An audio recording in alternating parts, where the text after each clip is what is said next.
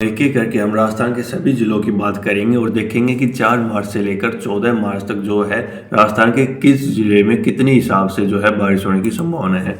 तो 4 मार्च को जो है राजस्थान में जो मौसम वो लगभग शुष्क रहेगा, किसी भी हिस्से में बारिश होने की संभावना यहाँ पर नहीं रहेगी। 5 मार्च को भी मौसम शुष्क रहेगा और फिर 6 और 7 मार्च को भी यहाँ पर मौसम शुष्क रहने की संभावना है। 7 मार्च को जो ये उत्तरी इलाके हैं यहाँ पर कुछ बादल देखे जा सकते हैं, लेकिन उनसे बारिश की उम्मीद नहीं है। जो ये उत्तरी इलाके जिसमें श्रीगंगानगर, हनुमानगढ़, चूरू, बिक्कर, झुंझुनू के इलाके हैं, यहाँ पर कुछ बादल देखे जा सकते हैं, लेकिन उससे बारिश की उम्मीद नहीं रहेगी। फिर उसके बाद 8 मार्च को भी मौसम शुष्क रहेगा, 9, 10 मार्च को भी, 11 मार्च को भी यहाँ पर मौसम जो है शुष्क होने की संभावना है। 12 मार्च को जो है मौसम लगातार शुष्क रहेगा। 13 मार्च को कुछ मौसमी गतिविधियाँ यहाँ पर देखने को मिल सकती है। 13 मार्च या फिर 14 मार्च के आसपास, खासकर जो ये उत्तरी इलाके हैं यहाँ पर, जिसमें श्रीगंगानगर, चूरू, झुंझुनू, सीकर, नागौर, बीकानेर के जो ये इलाके हैं, यहाँ पर कुछ हल्की फुल्की बारिश जो है देखी जा सकती होगी। तो कुछ सीमित इलाकों में होगी और काफ़ी हल्की फुल्की बूंदाबांदी होने की संभावना है।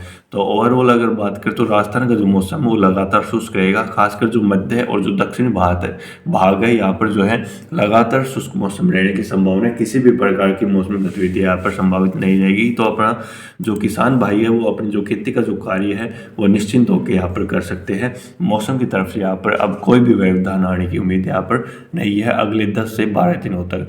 फिर उसके बाद मार्च के आखिर में यहाँ पर राजस्थान में बारिश होने की संभावना बढ़ेगी, जो कि काफ़ी लंबा प्रिडिक्शन है। उसमें थोड़ा बहुत फेरबदल भी हो सकता है, उसके बारे में हम आपको बाद में बताएंगे।